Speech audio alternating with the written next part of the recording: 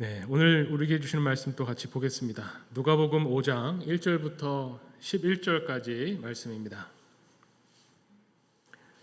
봉독합니다. 무리가 몰려와서 하나님의 말씀을 들을새 예수는 게네사렛 호숫가에 서서 호숫가에 배 두 척이 있는 것을 보시니 어부들은 배에서 나와서 그물을 씻는지라. 예수께서 한 배에 오르시니 그 배는 시몬의 배라. 육지에서 조금 떼기를 청하시고 앉으사 배에서 무리를 가르치시더니 말씀을 마치시고 시몬에게 이르시되 깊은 데로 가서 그물을 내려 고기를 잡으라.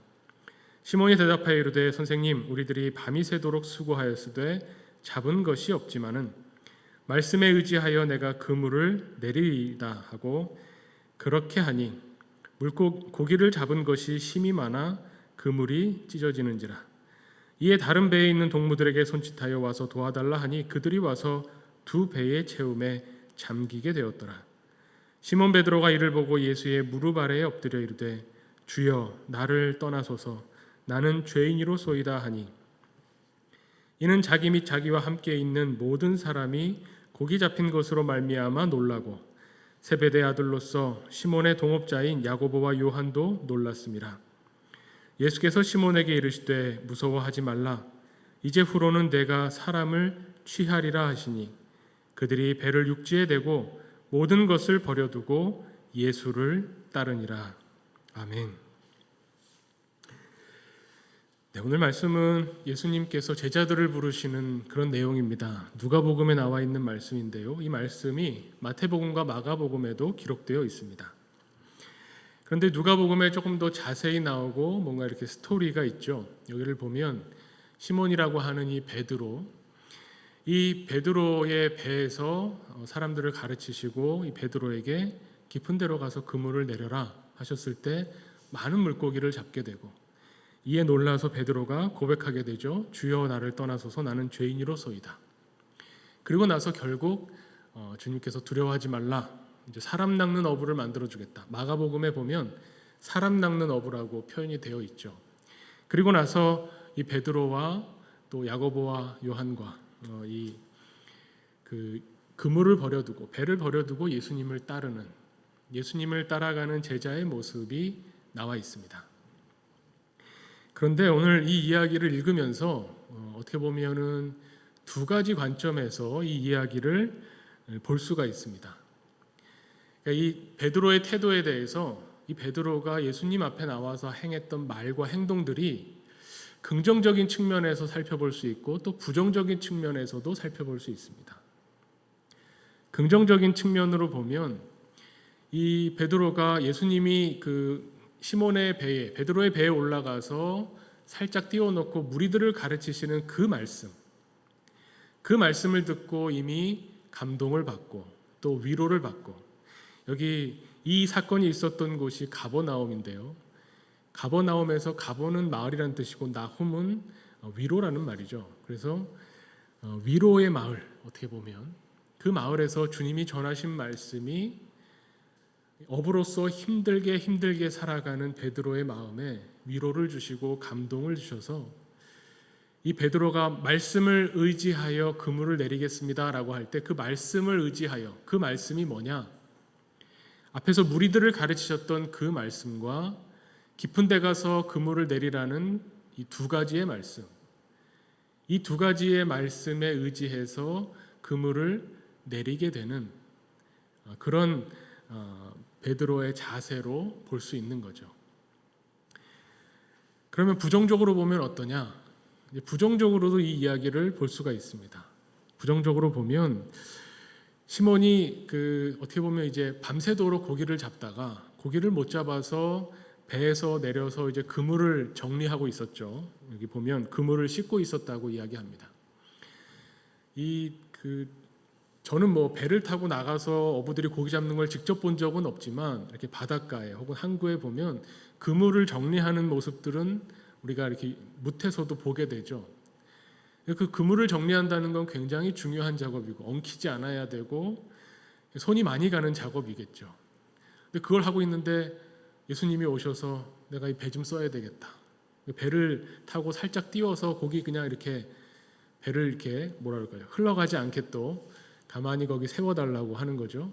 그래서 거기서 말씀을 전하시는데 밤새도록 일해서 피곤하고 정신없고 좀 졸린데 사람들이 많이 모여서 예수님의 말씀을 이렇게 열심히 들으니 싫다고도 할 수 없고 빨리 끝내고 싶은데 끝나지도 않으시고 졸려서 말씀이 귀에 들어오지는 않고 이러고 있다가 갑자기 그 졸다가 번쩍 눈을 떴는데 예수님이 말씀하시는 거죠. 깊은 데 가서 그물을 던져라. 아니 물고기 잡는 전문가는 난데 내가 어부인데 랍비라고 그 말씀이나 가르치시지 왜 나한테 와서 이래라 저래라 하나. 이런 마음으로 베드로가 이야기했다고 볼 수도 있는 거죠. 뭐 이것도 근거가 없진 않습니다. 그래서 보면 예수님이 깊은 데 가서 그물을 던져라 라고 말씀하셨을 때 네 하고 간 게 아니라 오늘 말씀에 보면 뭐라고 하죠? 여기에 보면 구구절절 말을 하죠. 5절에 보면 선생님 우리들이 밤이 새도록 수고하였으되 잡은 것이 없지만은 말씀에 의지하여 내가 그물을 내리리이다. 사람들이 많으니까 아유 너무 피곤해서 안 되겠습니다라고 차마 거절은 못하고 그런데 가기는 싫고 궁시렁 됐다는 거죠. 아유 우리가 밤새도록 해서 지금 피곤하고 힘들고 근데 또 하라고 하시니 뭐 그 말씀이 그러니 그러니까 그거죠. 당신이 말씀하셔서 내가 억지로 합니다. 이 모든 책임은 당신에게 있습니다. 뭐 이런 의미로 읽을 수도 있는 거죠. 제가 왜 이 말씀을 놓고 긍정적으로도 볼 수 있고 부정적으로도 볼 수 있다라고 말씀을 드리냐면 이 두 가지 관점에서 긍정적인 관점의 해석과 부정적인 관점의 해석을 하는 이유가 그래서 그럼 결론이 뭐가 될까요? 긍정적인 관점에서 이 말씀을 해석하면 예수님이 제자를 부르실 때 제자의 결단 어떻게 보면 예수님의 부르심에 응답하는 제자의 모습. 그물을 내려라 깊은 데로 가서 그물 내려라 할 때 가서 그물을 내리고 그것을 통해서 많은 물고기가 잡힌 것을 보고 주님 앞에 나와서 고백하는 그런 어떤 제자의 모습을 보게 됩니다. 긍정적인 제자의 모습을 보게 되죠. 그래서 이 고백도 보면 주여 나를 떠나소서 나는 죄인이로소이다. 이 주님 나를 떠나십시오라는 말이 굉장히 걸리는 것 같지만 사실 이 베드로의 고백의 핵심을 긍정적으로 보면 두 가지로 볼 수 있는데 하나는 당신이 주님이십니다라고 고백하는 겁니다. 앞에는 예수님을 선생님이라고 불렀죠. 랍비라고 불렀습니다. 아유 랍비가 강의하는구나 이 정도로 보다가 예수의 말씀에 순종하고 그 말씀에 의지하여 행동하고 그 말씀에 의지하여 행동한 결과로 주님을 체험하고 주님 앞에 고백할 때 주님이 나의 주님이십니다. 랍비에서 주님으로 바뀌는 당신은 나의 주님이십니다. 그럼 나는 누구냐? 나는 죄인입니다. 정말 어떻게 보면 실존적인 고백이라고 볼 수 있는 거죠. 이런 결단, 이런 응답, 이런 고백, 제자가 되는 사람의 어떤 자세와 태도를 우리가 볼 수 있습니다. 그럼 부정적으로 해석하면 어떻습니까? 삐딱하게 봐서 베드로가 궁시렁궁시렁대고 하기 싫은데 말씀에 의지하여 이 말도 예수님한테 책임을 돌리면서 해보죠. 뭐 했는데 물고기가 너무너무 많이 잡히니까 너무 놀라고 두려워서 어찌할 바를 모르고 주님 빨리 나에게서 떠나가십시오 라는 그런 부정적인 태도를 보이는 제자의 모습을 볼 때 그러면 두드러지고 강조되는 것이 뭐냐면 예수님의 태도죠. 예수님의 어떻게 보면 의지. 이렇게 삐딱하게 보고 부정적으로 보고 말씀이 귀에 안 들어오고 이래도 예수님이 끝까지 베드로를 붙잡으시고 무서워하지 말아라. 이제 너는 사람 낚는 어부가 되게 하겠다 하면서 예수님을 따르게 만드시는 우리가 아무리 거부해도 우리가 아무리 예수님을 튕겨내려고 해도 끝까지 우리에게 찾아오셔서 우리를 붙잡으시고 제자로 따르도록 만드시는 예수님의 모습이 강조됩니다. 그러니까 긍정적으로 보던 부정적으로 보던 어쨌든 예수님과 제자의 관계, 예수님 쪽에서 애쓰시는 모습과 이 부르심을 받은 제자의 그 편에서 예수님께 고백하고 응답하고자 하는 이 모습을 다 보게 되는 거죠. 제가 왜 말씀을 드리느냐면 이렇게 볼 수도 있고 저렇게 볼 수도 있고 그런데 그럼 저는 이 말씀을 놓고 긍정적으로 설교를 할까 부정적으로 설교를 할까 고민을 했습니다. 그러다 둘 다 한 거죠. 둘 다 말씀을 드렸습니다. 그리고 나서 이제 하나 더 봐야 되겠다. 제가 이 오늘 말씀을 계속 읽으면서 붙잡고, 그렇다면 제자의 태도, 부르시는 주님의 의지, 이것이 합쳐져서 결국 결과적으로 나타나게 되는 것이 무엇일까? 우리도 말씀을 통해서 예수님이 우리에게 들려주시는 이야기를 들으면서 우리도 결단을 하고 주님의 뜻을 찾고자 하면서 사는데, 그러면서 결국 현실에서 우리가 어떻게 변화되는 것, 어떤 체험을 통해서 어떻게 변화되는가를 생각하면서 말씀을 봤을 때, 결국 팩트라고 할 수 있을지 모르겠지만, 아무튼 어떤 베드로의 속마음을 추측할 수는 없잖아요. 우리가 이 말씀만 가지고 베드로의 속마음을 추측을 할 수 없는데, 그러면 실제로 된 거는 무엇인가, 이거를 한번 보려고 하는 겁니다. 실제로 눈에 보이는 제3자의 관찰자가 봤을 때 일어났던 일이 과연 뭘까? 어쨌든 베드로는 예수님이 말씀하신 것을 행했습니다. 오늘 말씀에 보면 제가 그래서 눈여겨본 것은 뭐냐면 6절에 그렇게 하니 라는 말이 있죠. 말씀에 의지하여 제가 그물을 내리겠습니다 하고 정말로 그렇게 했다는 겁니다. 행동을 했습니다. 깊은 데로 배를 몰고 가서 그물을 내렸습니다. 그랬더니 물고기를 많이 잡았죠. 그러고 나서 돌아와서 예수님 앞에 이 고백을 했을 때에 결국 예수님이 나를 두려워하지 말아라, 사람 낚는 어부가 될 것이다 말씀하셨고, 그 다음에 나오는 눈에 보이는 결과는 뭐냐면 마지막 절에 나오죠. 그들이 배를 육지에대고 모든 것을 버려두고 예수를 따르니라. 예수님 말씀대로 베드로가 행했습니다. 그리고 나서 마지막 결과는 뭐냐면 모든 것을 버리고 예수님을 따르게 된 거죠.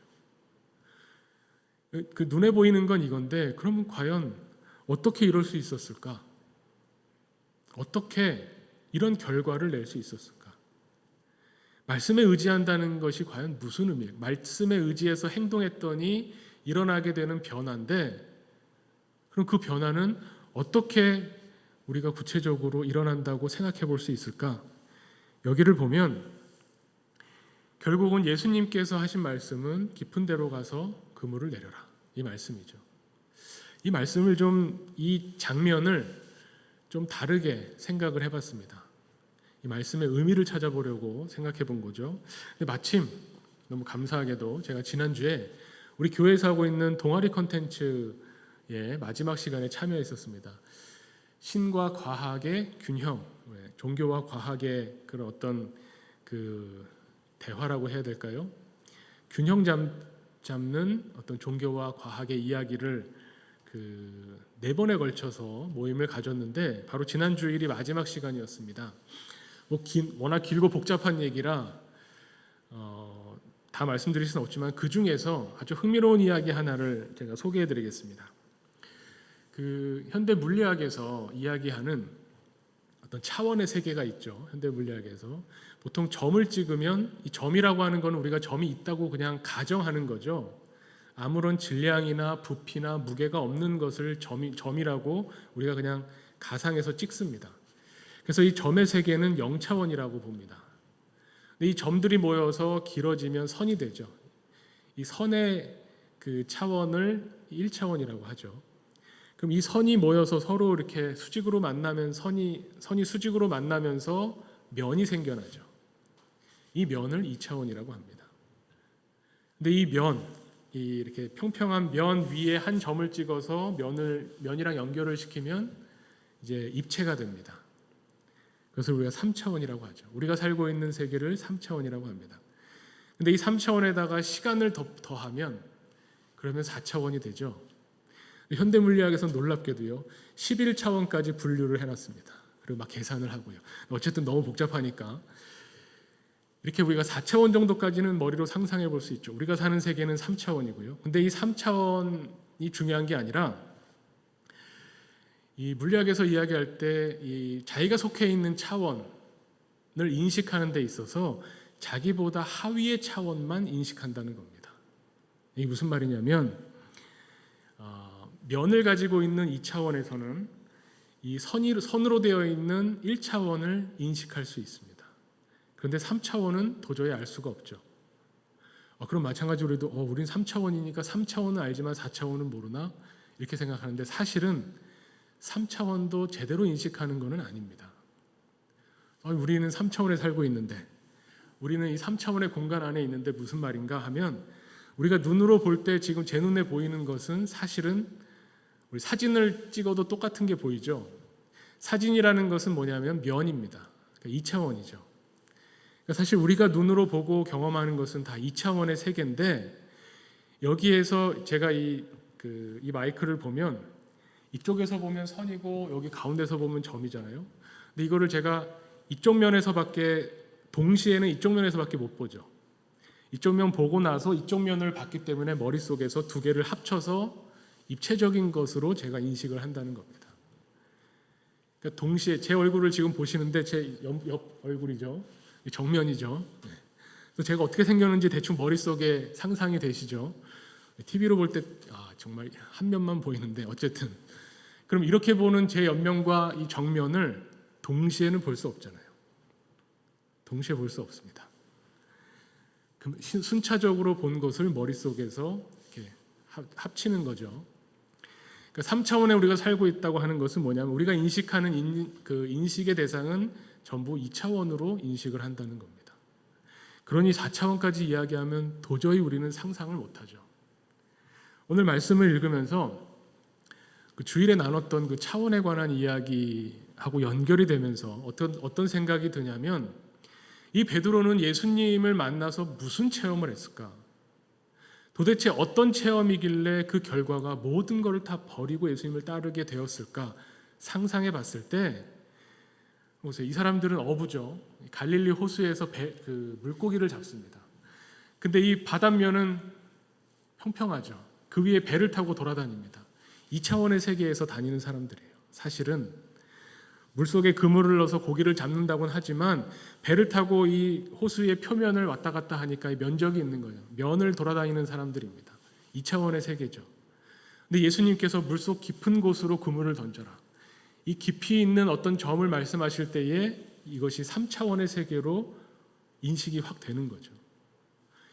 예수님을 만났다고 하는 것은 우리는 도저히 상상해 본 적도 없고 경험해 본 적도 없는 완전히 다른 차원을 맞닥뜨리게 되는 순간과 같지 않을까, 이런 생각을 해봤습니다.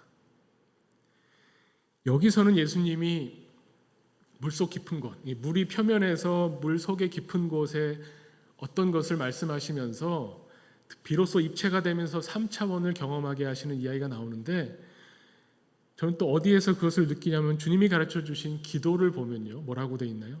제일 처음에 하늘에 계신 우리 아버지. 우리는 이 지구 표면이라는 이 땅에서 평면에서 지지고 볶으면서 살고 있습니다. 그런데 놀라운 것은 주님이 가르쳐 주신 기도는 하늘에 계신 우리 아버지께 기도하라고 말씀하시는 겁니다. 우리가 하늘을 우러러보고 하늘에 계신 하나님을 바라볼 때 우리의 삶은 평면에서 2차원의 세계에서 3차원의 세계로 바뀌게 되죠.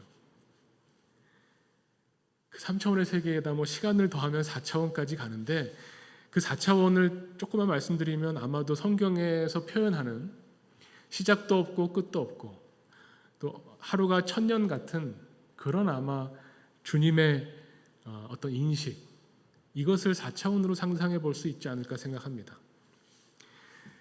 이 4차원의 이야기까지 성경에 나오는 어떤 그런 1000년이 하루 같다, 이런 말씀을 조금 더 생각해 보고 싶으시면 제가 영화 하나를 소개해 드리고 싶은데요. 2016년에 나온 컨택트라는 영화가 있습니다. 이 컨택트라는 영화를 보면 외계에서 어떤 그 외계의 우주선 같은 쉘이라고 거기서 표현하는데, 이 쉘이 지구에 갑자기 12곳에서 나타납니다.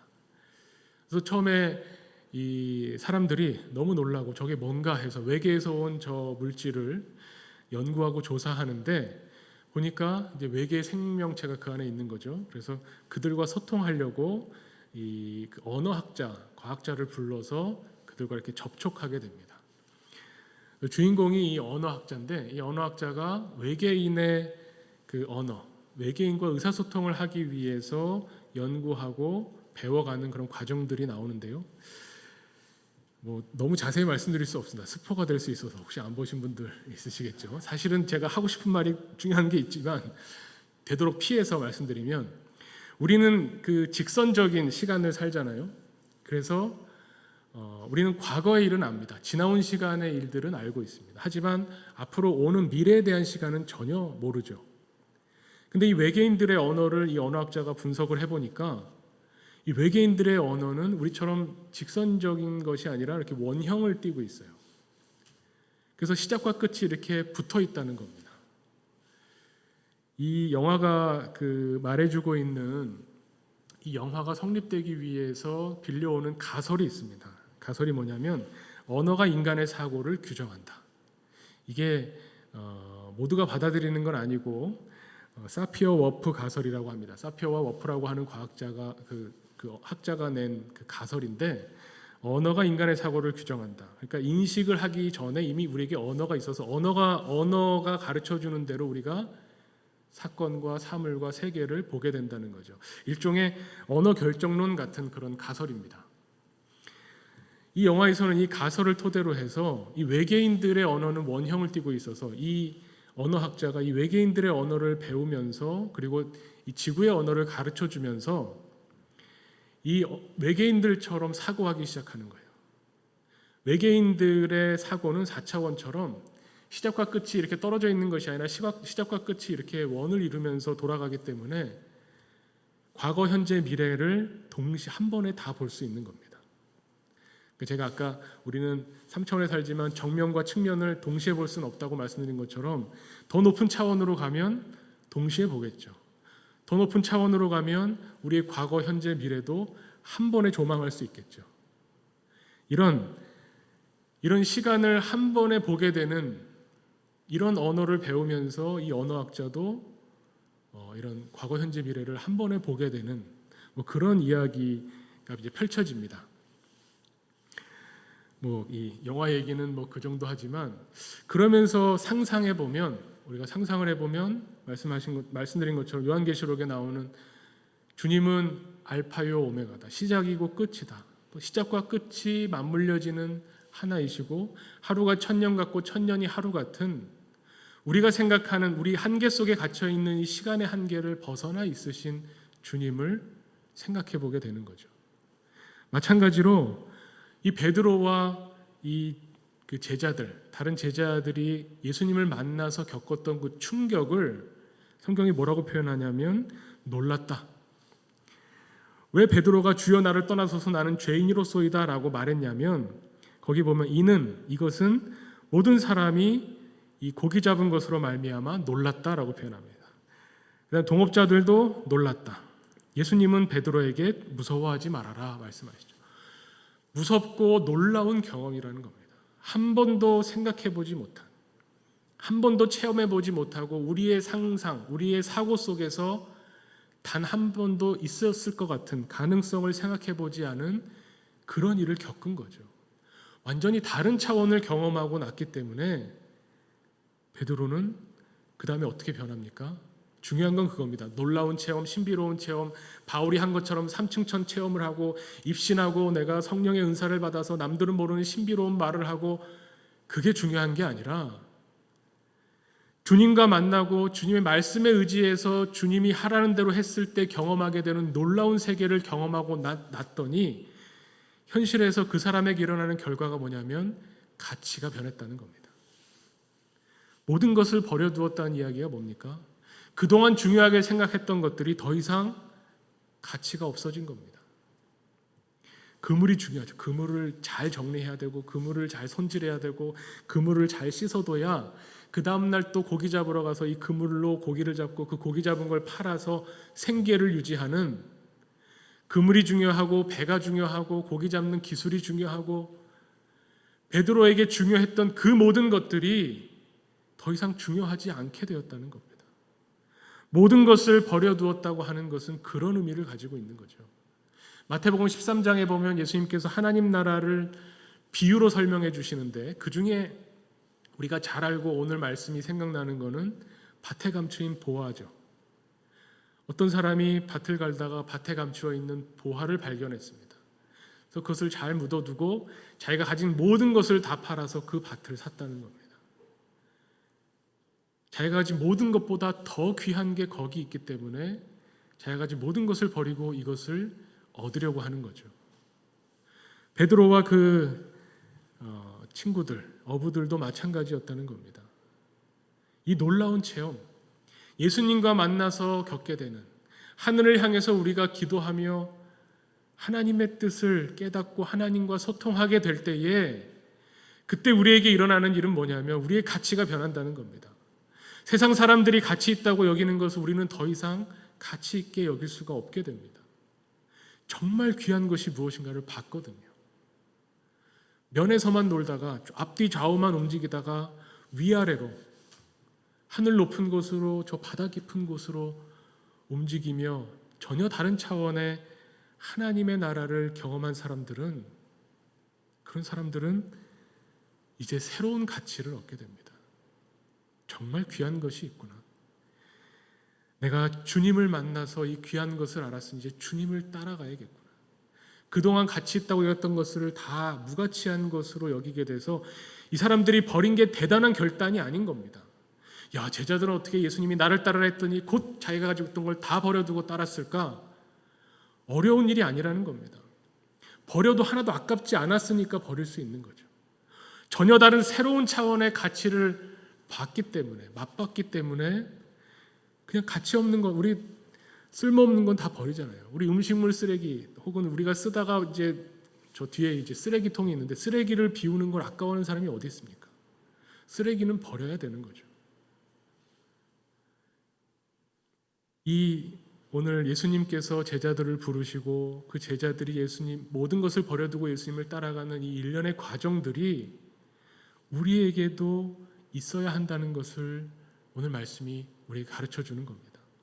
이러한 과정들, 이것이 일어나려면 우리에게 주시는 하나님의 말씀을 우리가 듣고 그 말씀을 우리 삶 속에서 행할 때에 그때 체험하게 되는 하나님 나라의 놀라운 차원의 깨달음을 가지고 이 세상의 가치를 두지 않고 하나님 나라의 가치를 두고 주님을 따라가는 사람이 바로 제자들이라는 겁니다. 그래서 오늘 말씀을 읽으면서 그래서 예수님을 만나고 예수님을 경험하는 이 놀라운 성령 체험을 하고 나서 직업을 바꿀 필요가 없는 겁니다. 목사만 하나님의 일을 하는 사람이 아니잖아요. 직업을 바꿀 필요 없이 이제 늘 하던 일인데, 어제 하던 일과 똑같은 일을 내가 하는데, 그런데 이 일이 본질적으로 다르다는 것을 깨닫는 겁니다. 그 이전에는 내가 먹고 살려고 하는 일이고 이 세상에서 귀하다고 하니까 하는 것이고 꼭 필요하니까 한다고 생각했는데, 이제부터 내가 하는 일은, 주님을 만난 이후에 하는 일은 주님으로부터 부여받은 사람 낚는 어부, 그냥 물고기 잡는 어부가 아니라 똑같이 물고기를 잡아도 그 물고기 잡는 것을 통해서 하나님의 영광을 드러내고 복음을 세상에 드러내는 사람을 낚는 어부로 살아가게 된다는 거죠. 이것이 가치의 변화입니다. 내가 지금 하고 있는 이 일에서 하나님의 소명을 발견하고 하나님이 맡겨주신 사명을 발견한다면 어제 일과 똑같은 일을 해도 우리는 변화된 사람으로, 주님의 제자로 이 세상을 살아가게 된다는 겁니다. 그것이 중요하죠. 하나님 체험이라는 게 무엇입니까? 아주 쉽게 말하면 우리의 삶 속에서 그동안은 알지 못했는데, 내가 열심히 노력해서 얻은 줄 알았는데 이것이 하나님이 주신 것이구나. 내 삶의 모든 영역과 부분에서 하나님과 연결되고 하나님과 소통하게 되는, 이것이 하나님 때문에 일어난 일이고 하나님이 내게 주시는 말씀이고 하나님이 나와 함께 하신다는 것의 증거라는 것을 깨닫게 되어지는 것이 하나님 체험이죠. 상상해 본 적도 없는, 이것이 하나님과 나의 관계 속에서 일어나는 일인가를 몰랐다가 깨닫게 되는 것, 그것이 하나님 체험이고 성령 체험입니다. 성령이 우리에게 임재하시면, 성령이 오시면 하나님이 우리와 어떤 관계에 있는지, 하나님이 어떤 분이시고 우리는 어떤 존재인지를 깨닫게 하십니다. 베드로의 고백처럼 하나님이 우리의 주님이시고 우리는 죄인이라고 하는 것을 깨닫게 됩니다.